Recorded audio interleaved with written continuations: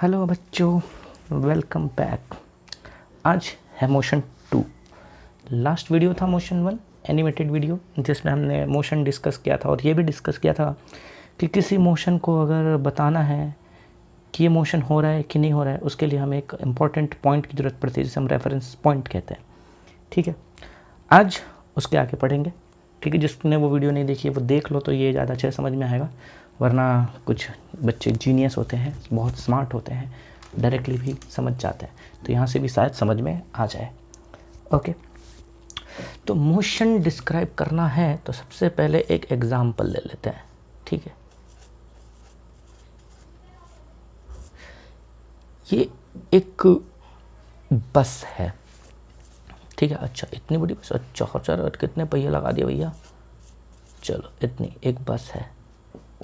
ठीक है, अब बताओ, यहाँ नीचे खड़ा बंदा इस बस को देख रहा है। ठीक है, अच्छा आंखें उस तरफ कर दो भैया, ये बाल है। यहाँ खड़ा बंदा इस बस को देख रहा है। ये बस यहाँ से ऐसे जा रही है। ठीक है, अच्छा अब बताओ, इसको ये बस मोशन करते हुए दिखेगी, राइट? मोशन कर रही है। अच्छा, क्योंकि इस बंदे ने अपने आप को रेफरेंस लिया हुआ है। ठीक है, यहाँ पर जो भी पॉइंट है इसके पास, ये पॉइंट रेफरेंस है, इसके रेस्पेक्ट में ये बस मूव कर रही है। लेकिन लेकिन लेकिन लेकिन लेकिन जो बस का ड्राइवर है, ठीक है, अंदर एक बंदा बैठा हुआ है। ठीक है, बस का ड्राइवर, उसके लिए बस कैसे मोशन कर रही है? उसके लिए बस मोशन कर रही है क्या? हाँ, वो अपने अंदर, बस के अंदर जितने भी पॉइंट्स को देखेगा। ठीक है, अपने बाजू में कोई जगह है, बैठा है कोई आदमी, अपने पीछे पैसेंजर्स बैठे हैं। ठीक है, अगर ये इन सबको देखेगा तो इसके रेस्पेक्ट में वो सब अपनी ही जगह पर हैं, राइट? तो उनमें से कोई भी मोशन नहीं कर रहा है और ना उसको बस मोशन करते हुए दिख रही है। लेकिन इसके लिए बस भी मोशन कर रही है, ये ड्राइवर भी मोशन कर रहा है और बस के अंदर बैठा हुआ आदमी भी मोशन कर रहा है। सारा खेल है किसका? रेफरेंस का, जैसा हमने पिछले वीडियो में भी डिस्कस किया था। अच्छा, अब ये बात बताओ कि जो बस का ड्राइवर है, इसके लिए अंदर के पैसेंजर्स तो मोशन नहीं कर रहे हैं, लेकिन क्या ये आदमी इसको मोशन करता हुआ दिखेगा? अब आप तो यहाँ से ऑब्जर्व कर रहे हो कि ये आदमी यहाँ रुका हुआ है और बस ऐसे मोशन कर रही है। ठीक है, क्योंकि आपने खुद को रेफरेंस लिया हुआ है। लेकिन समझो कि आप बस में हो, बस से ऑब्जर्व करो, ये तो आपको मोशन करता हुआ दिखेगा, ये आपको इस तरफ मोशन करता हुआ दिखेगा क्या? ठीक है, क्योंकि आपने रेफरेंस खुद को ले लिया है इस बार। ठीक है, आपने रेफरेंस अपने पास ले लिया हुआ है। इस रेस्पेक्ट में अगर देखा जाए तो ये मोशन कर रहा है। ठीक है, तो बेसिकली अगर मुझे मोशन को डिस्क्राइब करना है, ठीक है, तो मैं क्या डिस्क्राइब करूँगा? जैसे मेरा एक पॉइंट है ए, ठीक है, और ये मेरा कोई एक मेरी कोई भी एक ऑब्जेक्ट ले लेता हूँ मैं, सपोज एक कार ले लेता हूँ। ठीक है, ये मस्त वाली कार है। मान लो ये कार यहाँ पर है ए के रेस्पेक्ट में। ठीक है, पहले वो यहाँ पर थी, थोड़ी देर बाद हमारी कार यहाँ पहुँच गई। ठीक है, कार कहाँ पहुँच गई? यहाँ पहुँच गई। अब देखा जाए तो ए के रेस्पेक्ट में इसका पोजीशन अब ये हो गया, थोड़ी देर में वो यहाँ पहुँच जाएगा। ठीक है, तो यानी ए के रेस्पेक्ट में पहले यहाँ था, फिर यहाँ गया, फिर यहाँ जा रहा है। ठीक है, तो ए के रेस्पेक्ट में इसका पोजीशन चेंज हो रहा है, तो ए के हिसाब से ये कार मोशन कर रही है। ठीक है, लेकिन कार के ही अंदर मैं रेफरेंस पॉइंट ले लूँ, ठीक है, अगर पॉइंट कार के अंदर ले लूँ तो ये मोशन नहीं कर रहा। ठीक है, इस तरह का कुछ हमने डिटेल में डिस्कशन पिछले वीडियो में किया था। अच्छा, तो क्या खाली रेफरेंस पॉइंट से हम मोशन डिस्क्राइब कर सकते हैं? रेफरेंस पॉइंट की वजह से हम ये बता सकते हैं कि मोशन हो रहा है या नहीं हो रहा है। ठीक है, तो बेसिकली मोशन कैसे डिफाइन किया जाता है? ठीक है, मोशन का डेफिनेशन क्या होगा? तो मोशन का डेफिनेशन होगा व्हेन अ बॉडी, बॉडी मतलब इंसान की बॉडी नहीं, किसी भी ऑब्जेक्ट को बॉडी कहा जाता है। When a body changes its position with respect to a point. ठीक है, when a body changes its position with respect to a point, it is said to be in motion with respect to that point. ये with respect to को short में ऐसे लिखते हैं। ठीक है, क्या मतलब? अगर एक बॉडी किसी पॉइंट का रेस्पेक्ट में अपना पोजीशन चेंज कर रही है, जैसे मैंने एक एग्जांपल दिया था, पॉइंट है, यहाँ कार है, पहले कार यहाँ था, फिर कार यहाँ गया, फिर यहाँ कार गया, तो इस पॉइंट के रेस्पेक्ट में कार अपनी पोजीशन चेंज कर रहा है, तो इस पॉइंट के हिसाब से कार मोशन कर रहा है। तो इस तरह से हम मोशन का डेफिनेशन लिखते हैं। ठीक है, अच्छा अब चलते हैं आगे। तो ये तो हो गया कि मोशन हो रहा है कि नहीं हो रहा है, ऐसे पता चलता है। ठीक है, सब रेफरेंस पर है। ठीक है, आपने पोजीशन चेंज कर दी, हो सकता है मोशन चेंज हो गया, या हो सकता है मोशन हो ही नहीं रहा हो, ये भी आपको फील होगा। जैसे आप अर्थ पर ही हो, आप अर्थ को घूमते हुए नहीं देख सकते, आपके लिए अर्थ मोशन नहीं कर रहा है, लेकिन अगर आप अर्थ के बाहर से ऑब्जर्व करो तो अर्थ मोशन करता हुआ दिख रहा है। ठीक है, अच्छा, तो ये तो मोशन होने की बात हो गई। अब बात करते हैं कि मोशन कितना हुआ। ठीक है, एक क्वांटिटी का होना और उस क्वांटिटी का कितना होना, दो अलग अलग चीज़ें, राइट। मेरे पास कुछ रुपए हैं, ठीक है, रुपए हैं, ठीक है, लेकिन कितने रुपए हैं, ये भी तो एक मेजरमेंट है। ठीक है, तो मोशन कितना हुआ है ये डिस्क्राइब करने के लिए हम दो क्वांटिटीज़ का यूज़ करते हैं। ठीक है, दो क्वांटिटीज़ हैं क्या, डिस्टेंस और डिस्प्लेसमेंट। ये दो क्वांटिटीज़ हम पढ़ने वाले हैं। लेकिन मैं ये डिस्टेंस और डिस्प्लेसमेंट बताने के पहले आपको एक दूसरी चीज़ बताऊंगा, वो है क्या, स्केलर एंड वेक्टर। ठीक है, अब ये स्केलर और वेक्टर में क्या फ़र्क है, स्केलर क्या होता है और वेक्टर क्या होता है, ये भी देखते हैं। अच्छा, फॉर एग्ज़ाम्पल आप सब्जी खरीदने गए, आपने बोला मुझे 2 किलो आलू दे दो। ठीक है, 2 किलो आलू ले लिया आपने। अच्छा, तो वो एक क्वांटिटी है, 2 kg क्या है, एक क्वांटिटी है। ठीक है, अब बनाना खरीदने का आपने बोला 20 बनाना दे दो, तो 20 क्या है, एक क्वांटिटी है, मेज़रमेंट है। ठीक है, आप घर से और स्कूल गए, ठीक है, सपोज आपका स्कूल घर से 5 किलोमीटर है, तो जो लेंथ है 5 किलोमीटर, वो आपने जो मेज़र किया वो एक क्वांटिटी है। आप कपड़ा खरीदने गए, 2 मीटर लेंथ का कपड़ा खरीदा आपने, दैट इज़ क्वांटिटी। जो 2 मीटर है, 5 किलोमीटर है, 2 kg है, ये सारी जो चीज़ें हैं वो मैग्नीट्यूड्स हैं। ठीक है, वो सारे क्या हैं, मैग्नीट्यूड्स हैं, मतलब एक वैल्यू है। ठीक है, तो वैल्यू को हम क्या कहते हैं, मैग्नीट्यूड कहते हैं। ठीक है, अच्छा, अब कभी कभी क्या होता है कि किसी किसी केसेस में ना सिर्फ मैग्नीट्यूड बताना इनफ नहीं होता, उस मैग्नीट्यूड के साथ डायरेक्शन भी बताना ज़रूरी हो जाता है। ठीक है, तो वही फ़र्क पड़ता है स्केलर और वेक्टर में। ठीक है, अच्छा, तो स्केलर क्या है, एक क्वांटिटी, अ क्वांटिटी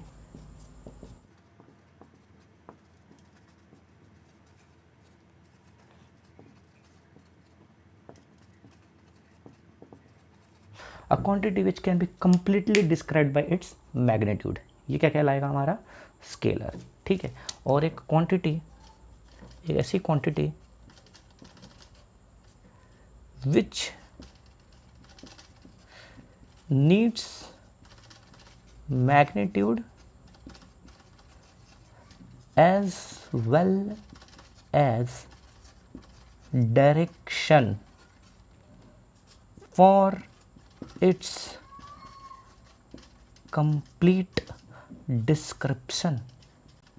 मतलब क्या हुआ, अगर किसी क्वांटिटी को कंप्लीटली डिस्क्राइब करना है और उस कंप्लीट डिस्क्रिप्शन में मुझे सिर्फ मैग्नीट्यूड ही नहीं, मैग्नीट्यूड के साथ डायरेक्शन की भी जरूरत पड़े, तो वो क्वांटिटी कहलाती है वेक्टर। ठीक है, कैसे बताता हूँ।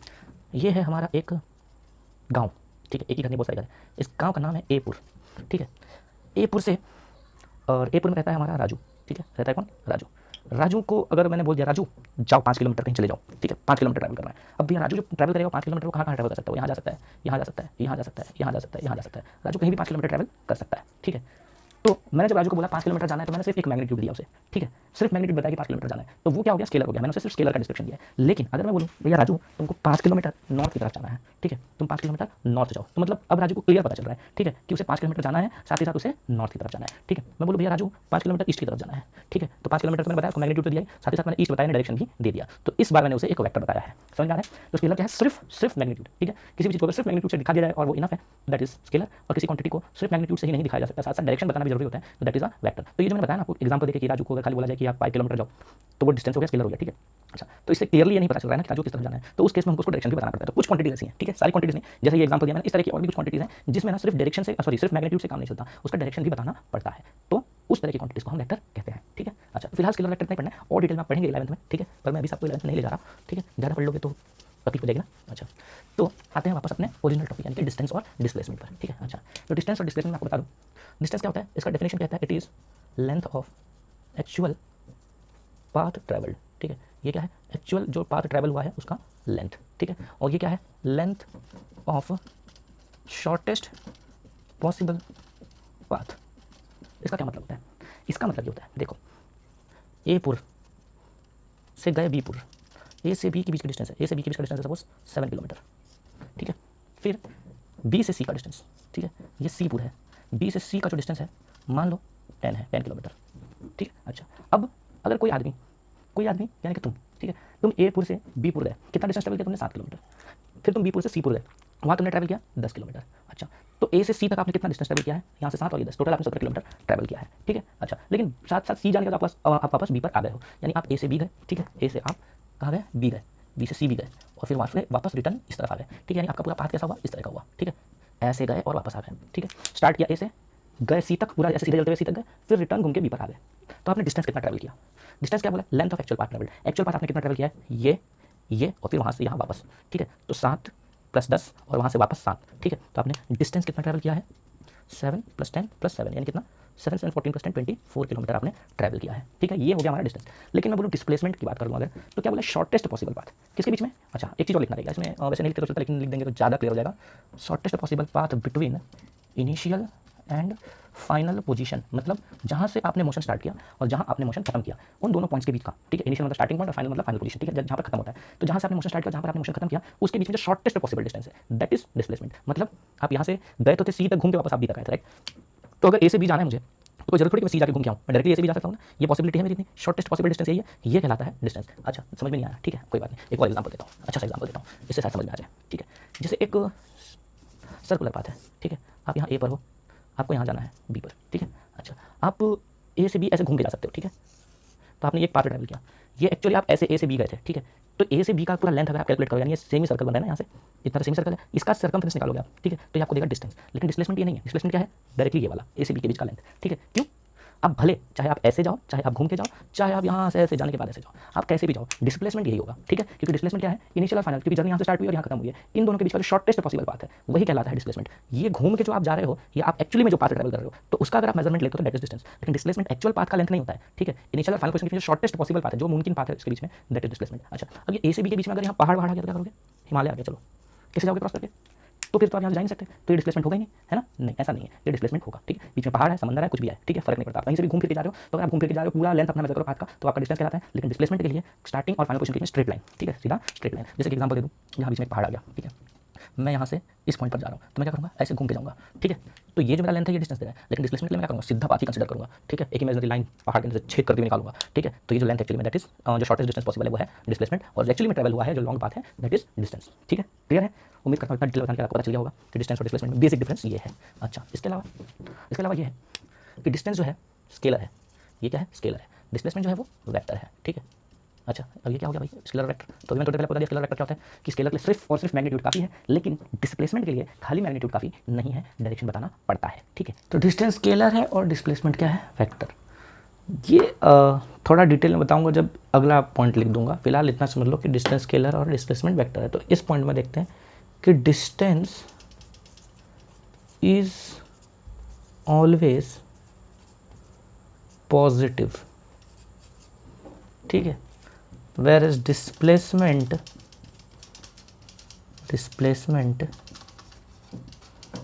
कैन बी पॉजिटिव और नेगेटिव। इसका मतलब क्या हुआ?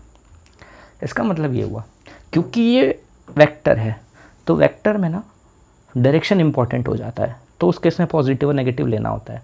लेकिन स्केलर के लिए डायरेक्शन इंपॉर्टेंट नहीं है, आप किसी भी तरफ जाओ आप डिस्टेंस को पॉजिटिव लोगे। कैसे बताता हूँ, देखो ये है मेरा रेफरेंस ए, अगर मैं इधर जा रहा हूँ, ठीक है, मैं ए से इस तरफ जा रहा हूँ, मैंने मान लिया कि ये डायरेक्शन कैसा है? पॉजिटिव है, तो अगर मैं इस तरफ जा रहा हूँ तो वो पॉजिटिव काउंट होगा, और अगर मैं उल्टा आ रहा हूँ, वहाँ से इस तरफ आ रहा हूँ, तो वो क्या काउंट होगा? नेगेटिव होगा, ठीक है। क्या मतलब कि अगर मैं यहाँ से इधर 10 किलोमीटर जाऊँ, ठीक है, तो मैंने +10 किलोमीटर ट्रैवल किया। लेकिन अगर मैं वहाँ से इस तरफ आऊँ, ठीक है, इस तरफ आ रहा हूँ, तो मैं इधर से जितना भी डिस्टेंस ट्रैवल करूँगा वो नेगेटिव में होगा। सपोज मैं यहाँ से यहाँ आया, ठीक है, मैं इस पॉइंट से यहाँ आया, कितना आया? 5 किलोमीटर आया, तो वो वाला मेरा माइनस में काउंट होगा। अगर मैं डिस्प्लेसमेंट की बात करूँ, किसकी बात करूँ? डिस्प्लेसमेंट की, क्योंकि वो पॉजिटिव और नेगेटिव दोनों होता है। और क्यों पॉजिटिव और नेगेटिव होता है? क्योंकि वो वेक्टर है, ठीक है। तो वेक्टर से डायरेक्शन इंपॉर्टेंट हो जाता है, राइट। तो अगर आप इस तरफ पॉजिटिव ले रहे थे तो आपका ऑब्जेक्ट अगर इस तरफ जा रहा था तो वो प्लस में डिस्टेंस ट्रेवल कर रहा था, प्लस में डिस्प्लेसमेंट हो रहा था। और अगर वहाँ से वो इस तरफ आ रहा है तो वो नेगेटिव में डिस्प्लेसमेंट कर रहा है। क्लियर है? अच्छा, अगर आपने ये वाला डायरेक्शन नेगेटिव ले लिया होता तो इधर वाला डायरेक्शन पॉजिटिव ले लेते। अपने चॉइस पर डिपेंड करता है, इसमें कुछ कंफ्यूज होने की जरूरत नहीं है। मोस्ट ऑफ केसेस में हम यही डिस्कस करते हैं कि इधर जा रहा है तो पॉजिटिव और इधर जा रहा है तो नेगेटिव, राइट की तरफ पॉजिटिव और लेफ्ट की तरफ नेगेटिव मोस्ट ऑफ केसेस में लेते हैं, but this is not a de facto rule. ठीक है, आप राइट साइड में भी नेगेटिव, लेफ्ट में भी पॉजिटिव ले सकते हो। ठीक है, तो फिलहाल मैं कन्फ्यूज़न ना करने के लिए सिंपल तौर से समझाता हूँ कि मान लो आपका राइट की तरफ का डायरेक्शन पॉजिटिव है तो लेफ्ट की तरफ का डायरेक्शन नेगेटिव होगा। आप यहाँ से ए से इस तरफ गए 10 किलोमीटर, ठीक है, कितना गए 10 किलोमीटर, तो आपने प्लस में 10 किलोमीटर डिस्प्लेसमेंट किया है। और अगर आप वहाँ से इस तरफ आ रहे हो, इधर रिटर्न कितना है 5 आए, तो आपने माइनस में 5 किलोमीटर ट्रैवल किया है। तो नेट ट्रैवलिंग कितना हो 10 - 5 यानी 5 किलोमीटर। ठीक है, तो डिस्प्लेसमेंट पॉजिटिव और नेगेटिव दोनों होता है क्योंकि वो वेक्टर है, और वेक्टर है तो डायरेक्शन का इंपॉर्टेंस हो जाता है। लेकिन अगर मैं इसी केस में डिस्टेंस की बात करता तो मैं यहाँ से यहाँ 10 किलोमीटर गया हूँ और वहाँ से यहाँ 5 किलोमीटर आया हूँ, तो क्योंकि डिस्टेंस सिर्फ पॉजिटिव होता है। ठीक है, तो डिस्टेंस की अगर मैं बात करता तो +10 + 5 यानी कितना होता 15 किलोमीटर। यानी कि आप यहाँ से यहाँ गए और वापस आ गए। ठीक है, यहाँ से यहाँ गए और रिटर्न यहाँ आए। ठीक है, 10 गए और इधर 5 आए, तो आपने डिस्टेंस कितना ट्रैवल किया। डिस्टेंस क्या होता है एक्चुअल पाथ ट्रैवल्ड, तो यहाँ से यहाँ गए और वापस वहाँ से यहाँ आए हो, तो एक्चुअल पाथ तो पूरा ये घूम के आए हो, तो 10 जाने का और ये 5 आने का, यानी टोटल कितना हुआ 15 किलोमीटर। लेकिन अगर मैं डिस्प्लेसमेंट की बात करूँ तो क्योंकि डिस्प्लेसमेंट में डायरेक्शन इंपॉर्टेंट है, इधर तरफ जाने वाला प्लस था, इधर तरफ आने वाला माइनस था, तो जाने का 10 और आने वाला 5 माइनस हो गया, तो टोटल में डिस्प्लेसमेंट कितना हुआ 5। और अगर मैं सिंपली डेफिनेशन के हिसाब से आपको बताऊं, डायरेक्शन छोड़ दो, अगर मैं आपको डेफिनेशन के हिसाब से भी बताऊं कि length of shortest possible path, right, तो आप यहाँ से यहाँ गए और वापस यहाँ गए, तो दोनों पॉइंट्स के बीच में जो शॉर्टेस्ट पॉसिबल पाथ क्या है, वो ये वाला है क्या घूम के जाने वाला, नहीं, यही शॉर्टेस्ट पाथ है ना। तो ये कितना है, ये पूरा 10 था और ये 5 आया है, तो यहाँ बचा कितना 5, यानी शॉर्टेस्ट पॉसिबल पाथ भी 5 ही है। तो चाहे आप इसके हिसाब से लो चाहे आप डेफिनेशन के हिसाब से लो, आंसर सेम आ रहा है। समझ रहे हो? ओके, तो ये हो गया पॉजिटिव नेगेटिव का खेल, स्केलर वेक्टर का खेल। ठीक है, इसके अलावा एक पॉइंट और है डिस्टेंस और डिस्प्लेसमेंट के बीच में। ठीक है, जो भी है अगर मतलब छूट गया है लिखना तो भाई पॉज करके लिख लेना, इतना टेंशन लेने की जरूरत नहीं है।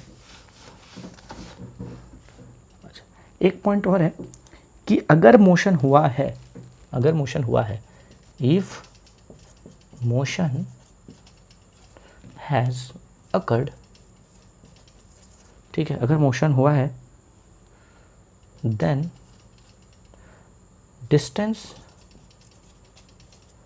Can not be 0। ये क्या है भैया, अगर मोशन हुआ मतलब रेफरेंस का रेस्पेक्ट में ऑब्जेक्ट ने अपना पोजीशन चेंज किया तो डिस्टेंस 0 नहीं हो सकता। ठीक है, but displacement it can B 0 even if motion has occurred. इसका क्या मतलब हुआ कि अगर मोशन हुआ है, ठीक है, तो भी डिस्प्लेसमेंट 0 हो सकता है। 0 हो सकता है मतलब हमेशा 0 नहीं होगा, पॉसिबिलिटी है 0 होने की। ठीक है, समझ रहे हो डिस्टेंस और डिस्प्लेसमेंट में? डिस्टेंस है कि अगर मोशन हुआ मतलब वो 0 होगा ही नहीं। इस केस में अगर मोशन हुआ है तो वो 0 हो भी सकता है, नहीं भी हो सकता है। कैसे, बताता हूँ। आप यहाँ से यहाँ गए और वापस वहाँ से यहाँ आ गए, ए से बी गए और बी से वापस ए पर आ गए। ठीक है, ए से बी का डिस्टेंस है 5 किलोमीटर। अब 5 किलोमीटर गए, 5 किलोमीटर वापस आ गए। ठीक है, तो डिस्टेंस कितना ट्रैवल किया आपने, मोशन तो हुआ ना, डिस्टेंस ट्रैवल किया आपने 5 जाने का 5 आने का। तो मैंने क्या बोला था, उसमें तो पॉजिटिव नेगेटिव जैसा कुछ होता नहीं है, सब कुछ पॉजिटिव ही होता है। तो 5 जाने का और 5 आने का, यानी टोटल डिस्टेंस ट्रैवल किया आपने कितना 10 किलोमीटर। लेकिन डिस्प्लेसमेंट की अगर बात करूँ, तो क्या लिखोगे आप, 5 जाने का प्लस में और 5 आने का माइनस में, यानी कितना हुआ 0। ये तो प्लस माइनस के साथ डायरेक्शन के हिसाब से। और अगर बोलो shortest possible path between initial and final position, initial position भी यही है, फाइनल पोजीशन भी यही है, क्योंकि आप जाके वापस यहीं आ गए हो। तो इनिशियल और फाइनल पोजीशन अगर यही है तो इन दोनों के बीच शॉर्टेस्ट पॉसिबल पाथ कुछ है क्या, 0, कहीं जाना ही नहीं है। तो वैसे भी डिस्प्लेसमेंट क्या मिलता है हमको, 0। अब यहाँ बताओ, मोशन नहीं हुआ था क्या, ए से ऑब्जेक्ट बी पर गया, बी से ऑब्जेक्ट वापस ए पर आया, मोशन तो हुआ लेकिन डिस्प्लेसमेंट 0 हो गया। ठीक है, और यहाँ पर डिस्टेंस कैसा था, 5 जाने का और 5 आने का दोनों प्लस हुआ 10 हुआ, तो जाके वापस भले ऑब्जेक्ट अपनी पोजीशन पर आ गया है, लेकिन डिस्टेंस ज़ीरो नहीं हुआ है। डिस्टेंस कभी भी ज़ीरो नहीं होगा। अगर यहाँ से यहाँ गया खाली तो डिस्टेंस ज़ीरो नहीं है, यहाँ से यहाँ गया तो भी डिस्टेंस ज़ीरो, डिस्टेंस का कुछ मेजरमेंट है। इस केस में अगर खाली डिस्प्लेसमेंट कैलकुलेट करूँ यहाँ से यहाँ, सपोज 1 किलोमीटर गया तो डिस्टेंस भी 1 किलोमीटर है और डिस्प्लेसमेंट भी 1 किलोमीटर है, ये 2 किलोमीटर, ठीक है। तो डिस्टेंस भी 2 किलोमीटर है, डिस्प्लेसमेंट भी 2 किलोमीटर है। यहाँ से और आगे गए तो डिस्टेंस भी 3 किलोमीटर, सपोज 3 किलोमीटर पे गए तो, और डिस्प्लेसमेंट भी 3 किलोमीटर। यहाँ गए 4 किलोमीटर पे, डिस्टेंस भी 4, डिस्प्लेसमेंट भी 4। यहाँ गए डिस्टेंस भी 5, डिस्प्लेसमेंट भी 5। क्यों? क्योंकि ये एक ही डायरेक्शन में मोशन हो रहा है, स्ट्रेट मोशन हो रहा है, ठीक है। तो स्ट्रेट मोशन हो रहा है तो डिस्टेंस और डिस्प्लेसमेंट, अगर स्ट्रेट मोशन हो, एक चीज़ ध्यान रखना, अगर मोशन स्ट्रेट पाथ पर हो रहा है, डायरेक्शन में चेंज नहीं आ रहा है, तो उस केस में डिस्टेंस और डिस्प्लेसमेंट सेम होते हैं। आप एक ही तरफ ट्रैवल कर रहे हो, देखो ना, ठीक है। तो इन दोनों पॉइंट्स में डिस्टेंस क्या है, यही एक्चुअल पाथ, यही ट्रैवल हुआ है, और इन दोनों के बीच में शॉर्टेस्ट पॉसिबल डिस्टेंस भी क्या है, यही स्ट्रेट वाला ही है, ठीक है।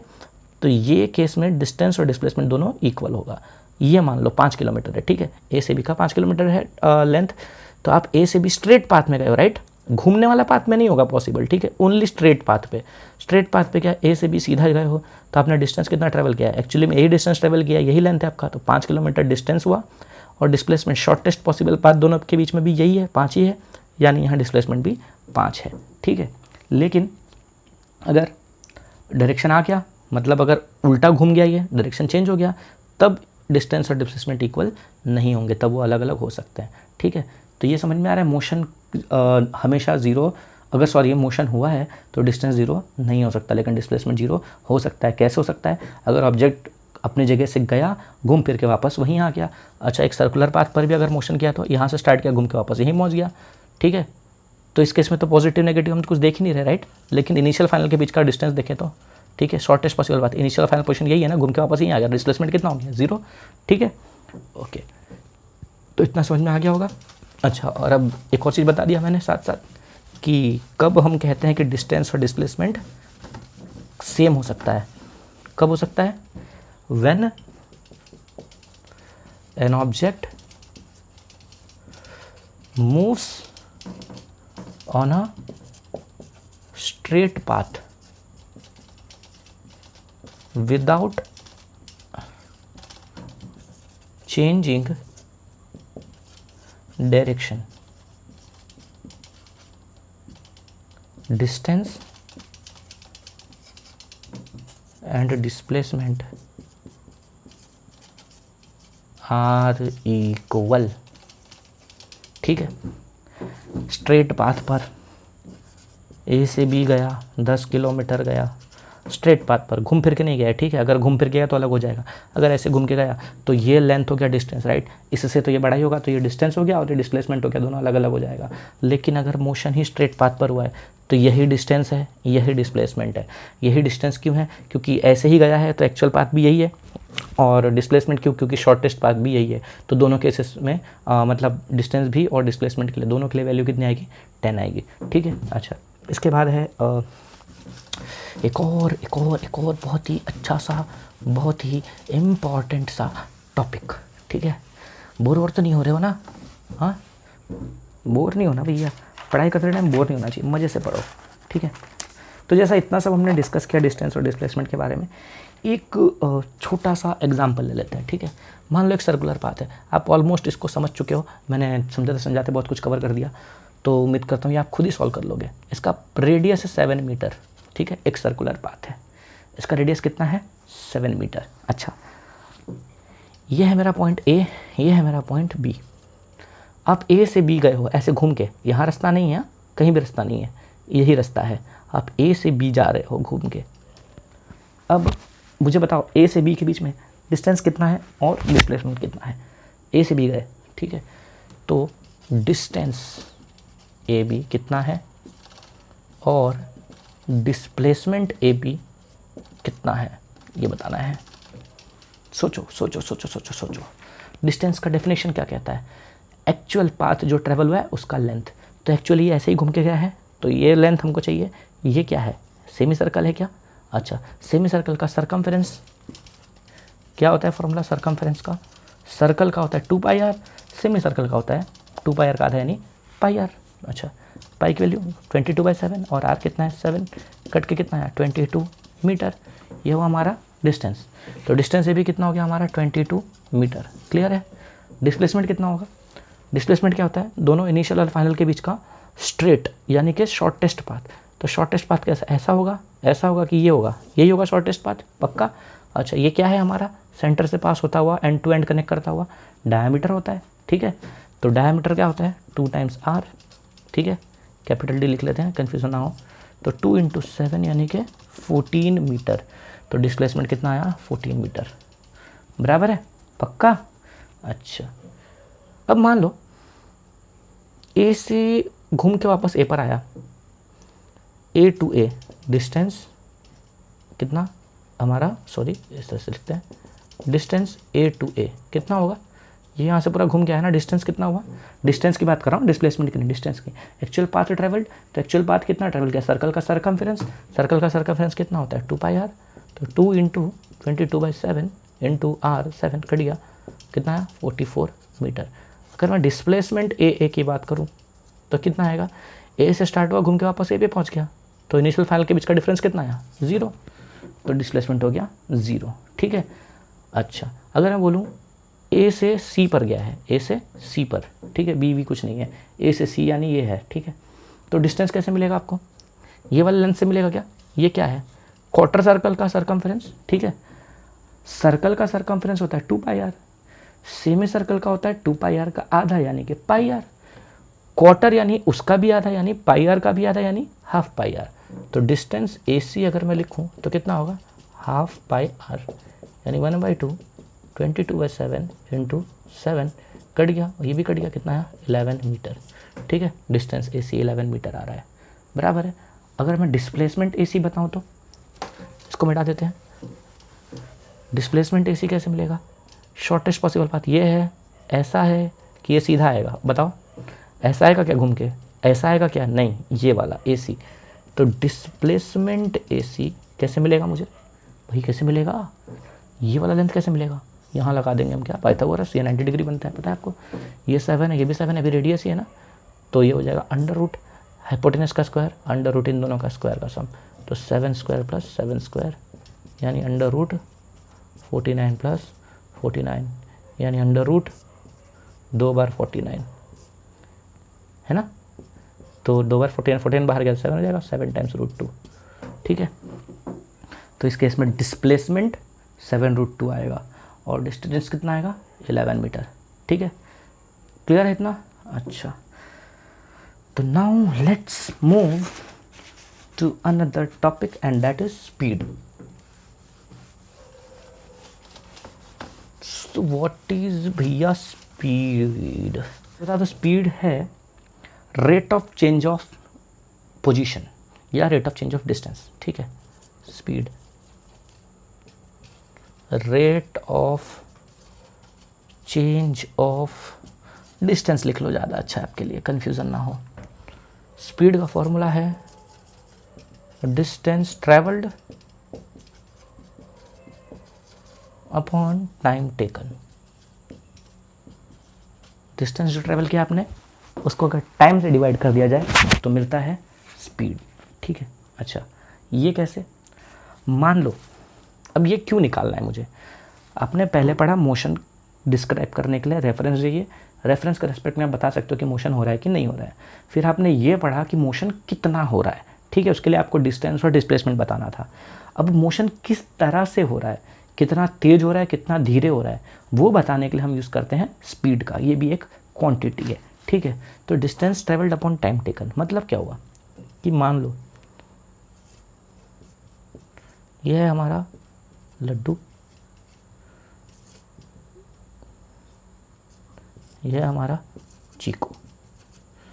चीकू जो है वो यहाँ से A से B जो कि 50 किलोमीटर के डिस्टेंस पर है।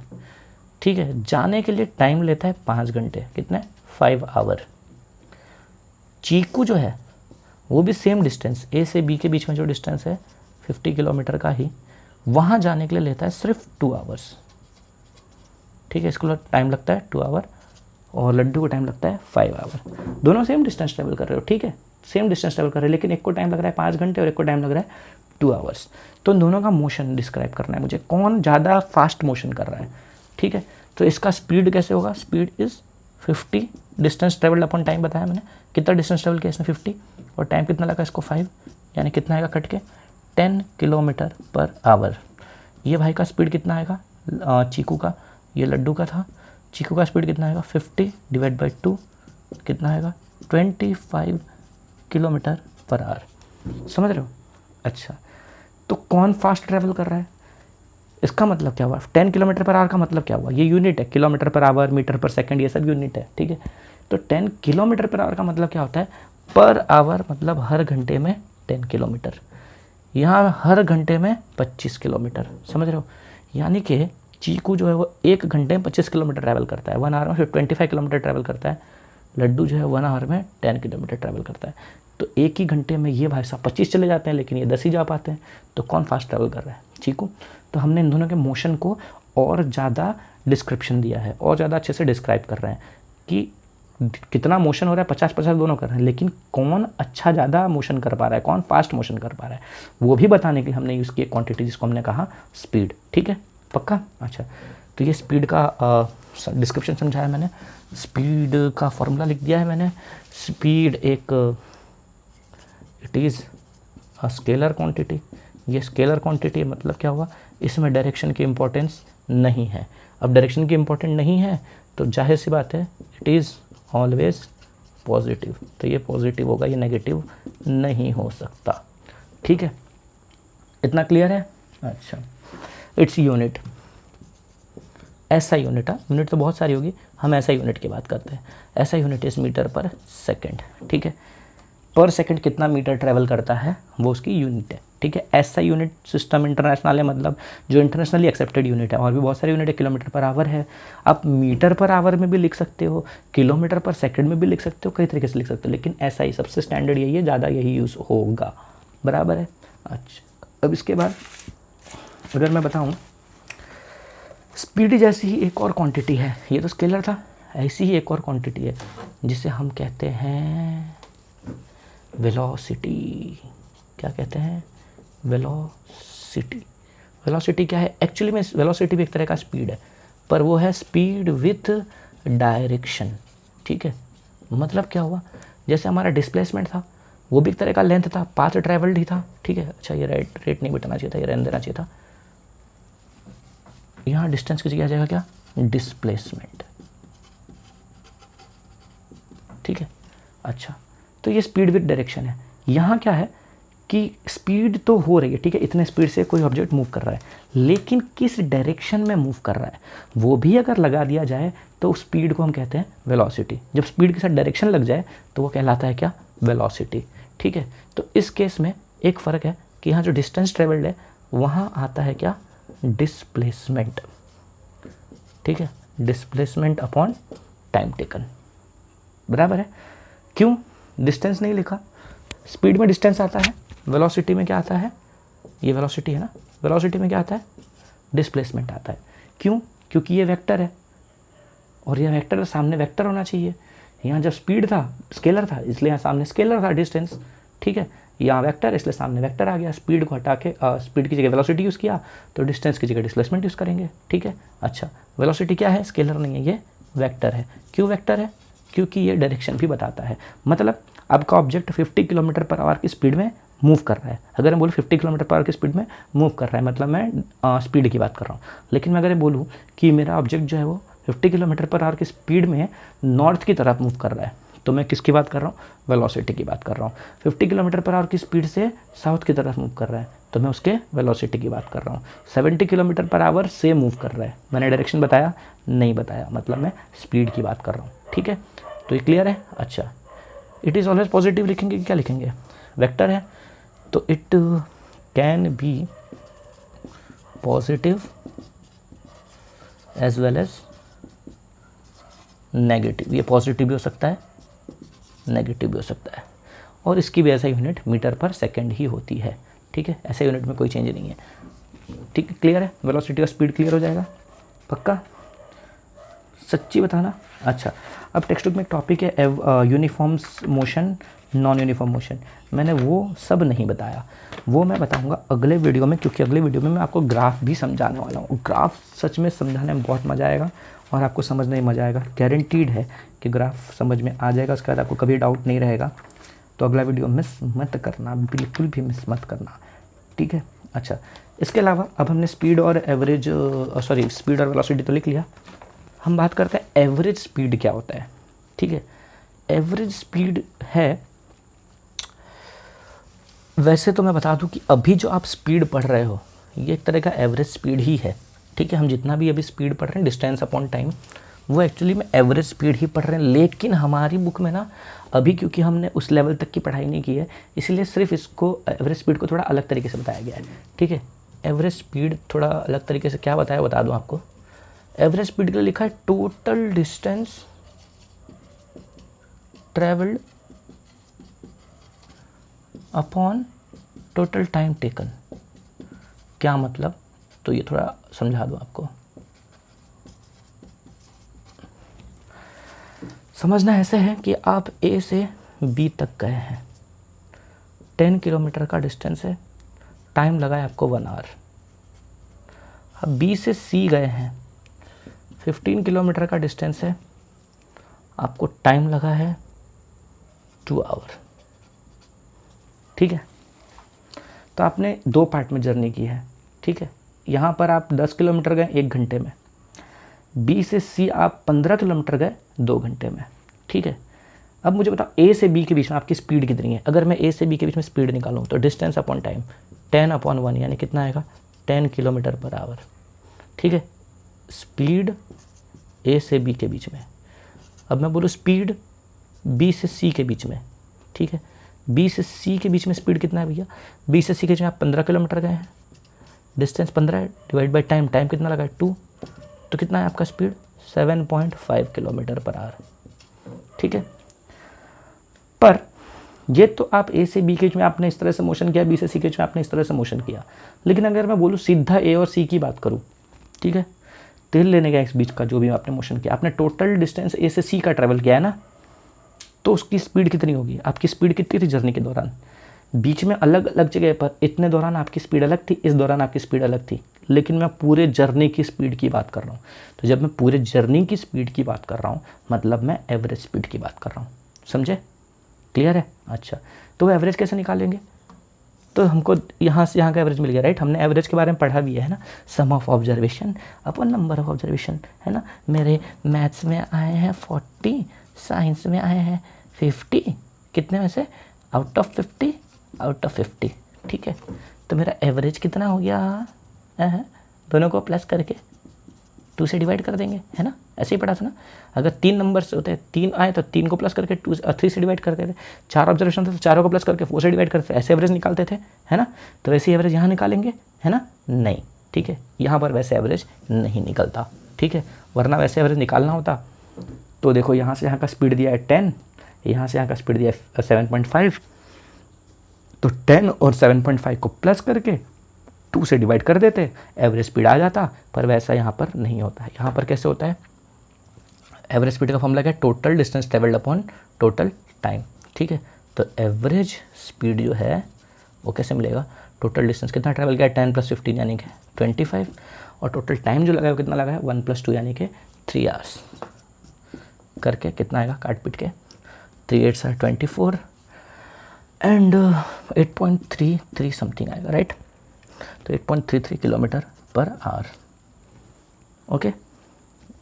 तो ये एवरेज स्पीड हो गया। तो एवरेज स्पीड कैसे निकालते हैं हम, बीच में अलग अलग वेरिएबल स्पीड हो सकती है। अच्छा, अब यहाँ से यहाँ 10 किलोमीटर 1 घंटे में गया था ना, अब जरूरी है कि 10 किलोमीटर घंटे, बीच में मान लो 5-5 किलोमीटर के साथ बांट दूँ तो ये 5 किलोमीटर अलग टाइम में, ये 5 किलोमीटर अलग टाइम में, ये 5 किलोमीटर अलग टाइम में, मतलब बीच बीच में हर जगह उसकी स्पीड अलग अलग हुई होगी, अलग अलग टाइम में अलग अलग डिस्टेंस उसने ट्रैवल किया होगा। लेकिन मुझे जब एवरेज स्पीड चाहिए तो मैं क्या बात करूँगा, ए से सी के बीच में टोटल डिस्टेंस कितना ट्रैवल हुआ है, ठीक है, इनिशियल से फाइनल पॉइंट के बीच में टोटल डिस्टेंस कितना ट्रैवल किया गया है और इस पूरे डिस्टेंस को ट्रैवल करने के लिए कितना टाइम लगा है।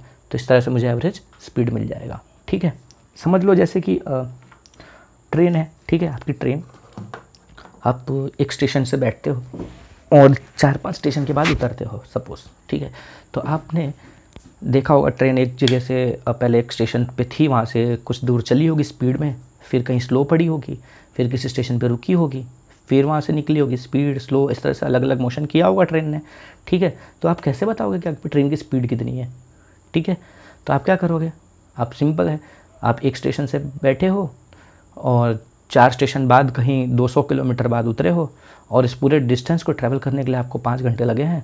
तो टोटल डिस्टेंस ट्रैवल किया आपने 100 किलोमीटर या 200 किलोमीटर, जो भी डिस्टेंस ट्रैवल किया डिवाइड बाय जो टाइम आपको लगा, उससे आपको मिल जाएगा एवरेज स्पीड, ठीक। आप ऐसे स्पीड उसकी बता नहीं पाओगे, अलग अलग जगह पर उसकी स्पीड वेरी कर रही थी, तो उसको क्लियरली डिस्क्राइब करना मुश्किल है, इसलिए हम एवरेज स्पीड का यूज़ करते हैं कि पूरी जर्नी के दौरान इसकी स्पीड कितनी थी, बीच में भले अलग अलग रही हो, ठीक है। तो इस तरह से एवरेज स्पीड का कॉन्सेप्ट यूज़ किया जाता है, ठीक है। एवरेज वेलोसिटी का जो कॉन्सेप्ट है, ठीक है, वो मैं बाद में बताऊंगा अगले वीडियो में, ठीक है। तो तब तक के लिए वेट करिए और पढ़ाई करते रहिए।